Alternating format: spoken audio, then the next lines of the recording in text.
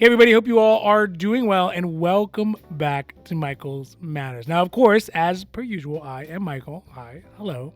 And for those of us with short memories, remember like a couple months ago, there was this whole debt ceiling fight, and one of the key components that was taken off the table early on in the fight was potential cuts to Social Security programs. So that could have been Social Security Retirement, Social Security Disability SSDI, Social Security Survivors, Supplemental Security Income SSI, and really all the other iterations of Social Security program. Well, it appears now that they were not really off the table. They were just more sort of slid down the table to a later date. A later date like today, where a group of Republican members of Congress have released a proposal that would put cuts to Social Security back on the table, primarily by proposing a raise in the retirement age, which is the least surprising thing, really, honestly, truly. But what is surprising is how these cuts could affect folks who are within striking distance of actually retiring. Initially, I want to talk about the stealth tax that many Social Security beneficiaries are starting to feel over the last couple of years, but especially getting worse right now and in the near future going forward. And lastly, I want to talk about a handful of countries that if you are retiring to, you should know that Social Security will not send your Social Security benefits to. Now, this is Michael's Matters, and before we get to it, if you like these videos, if you find them interesting, if you find them helpful, hey, if you at least find them useful, please don't forget to like and subscribe, because it really does help the channel to grow, and we are so thankful for that. But also, you get updates when our newest and most informative videos become available. All right, now, let's get down to the video. So let's start off today by talking about a group of Republican members of Congress, and in fact, there's 176 of them to be exact, and who are proposing changes to Social Security that would essentially move the goalpost back for when folks can retire and push that full retirement age when someone gets 100% of their Social Security benefits all the way up to 69 years old, which would be up from the current full retirement age right now that's at 66 years old and way past where the future FRA is going to be for those people who were born after 1960 at 67 years old. The proposal is coming out of a group called the House Republican Study Committee, which it sounds a little nerdy, but I guess all the cool kids are just calling it RSC. And what it would do is push up the full retirement age to 69 years old for all Americans who are turning 62 by 2033. So if we do some basic maths here, we know that 2033 minus 2023, that's this year, comes out to 10 years. So that means that people who will be 62 in 2033 are now 52 years old, which means that people who are 52 years old right now, well, those are going to be the folks first and most likely affected by these changes, because all the people who are 51 years old right now, they're going to be retiring and living like they're in one of those Cialis commercials, while the 52 years old are still working for, another 7 years. Point as an example, this lady who can ride her bike across America at 52, and then in 10 years, well, she's going to have to keep riding another 7 years until she can retire at the full age of 69 years old if this whole thing passes. The reason why they're proposing this extension is because the current Social Security program and the benefit structure that's in place at the moment for Social Security has put Social Security in a pretty bad way, at least financially, if the Old Age Survivors Insurance Trust Fund report, or the OASI, is to be believed, because in the recent report, they indicate that the ability for the trust fund to pay out the full required benefits for Social Security beneficiaries would be diminished to the point that benefits could only be paid out by 77% as soon as 2035, if nothing is done. But if something like this would pass, well, it would definitely have a pretty dramatic effect, really, on all people under the age of 52 years old, including myself. But also those folks who would get hurt most would be those people who are right at or around the age of 52 right now. The reason being is that the way Social Security works is that it's centered around the age that someone retires, because it is one of the biggest indicators of how much Social Security benefits a person is going to get. The earliest that somebody can retire is at 62 years old, but if a person retires that early, they are penalized around a 30% reduction of their full Social Security benefits. And that 30% lower amount that sticks with them throughout the entirety of their retirement, even after all the COLAs happen every single year, and they end up still being 30% lower than they would have been had they waited to retire at the full retirement age, which right now is at 66 years old. 66 is when people can get their full retirement benefits, so that's 100% of their benefits, and then they can also retire as late as possible at 70, where it's possible to get a 30% boost, so essentially getting a 130% boost in their benefits if they can wait out to retire at 70. So the big question is, if the retirement age is pushed up to 69 years old, would retiring at 62 incur an even larger, a more than 30% penalty, as now it is even farther away from that 100% full retirement age at 69? Second is, would the 70-year retirement age bonus still be there?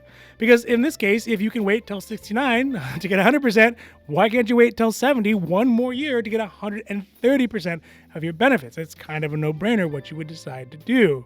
Or maybe ultimately what they would do is just adjust everything, just kind of slide everything up to match the 69, so that the earliest the retirement that you could retire is at 65, and then the latest would be at 75, which I don't know about you all, but that seems pretty unfair. That's quite some time to continue to have to work. It just doesn't seem like this plan has been, fully thought out. Luckily for us at this point, given the way that the Congress and the White House and the Senate are structured, it's very unlikely that something like this would pass. So it's more of just a recommendation or a statement of purpose.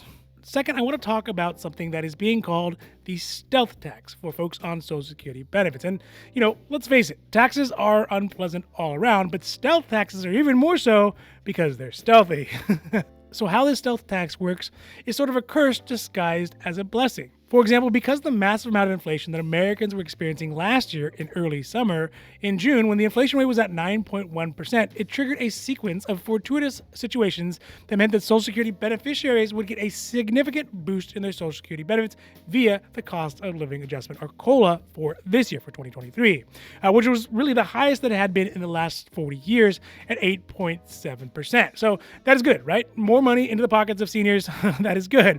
But like the song goes, more money, more problems. And this also is the case for some of those seniors who had incomes annually that were on the borderline or just about at the limit to start being taxed. Under current rules, up to 50% of a person's Social Security benefits can be taxed if individuals have their incomes between $25,000 a year and $34,000 a year.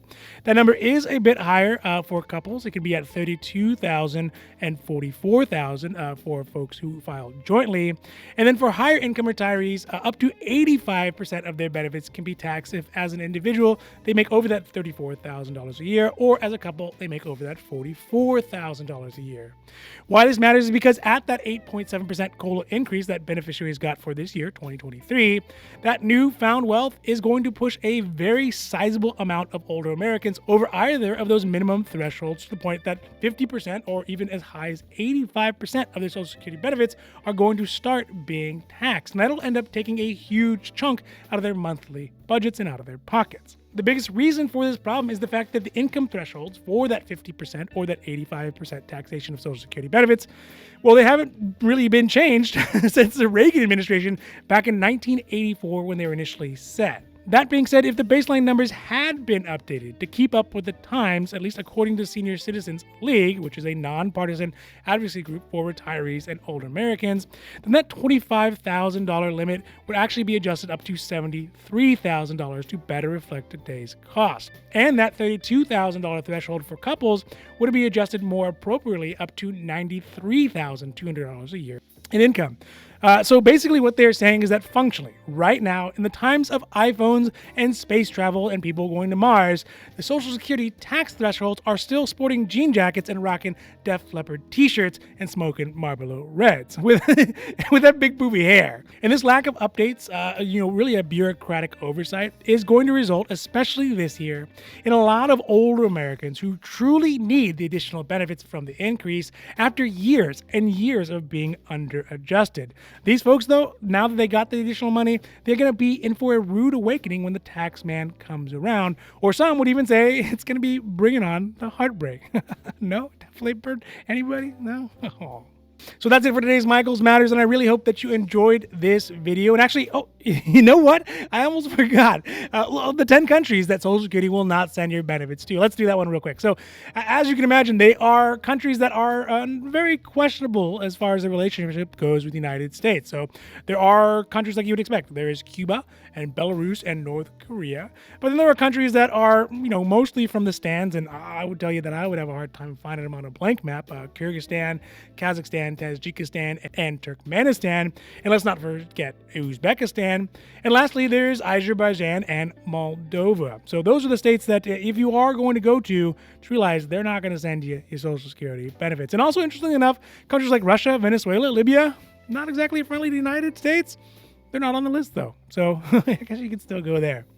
All right, now, so that is it for Michael's Matters, and I really hope that you enjoyed this video, and if you did, if you found it interesting, or maybe even if you found it useful, please don't forget to like and subscribe, because it does really help the channel to grow, and we are super, super appreciative of that. And also, you get updates when our newest and most informative videos become available. So, for Michael's Matters, I'm Michael, hoping that you take care of yourselves, take care of others, and have a happy, healthy day.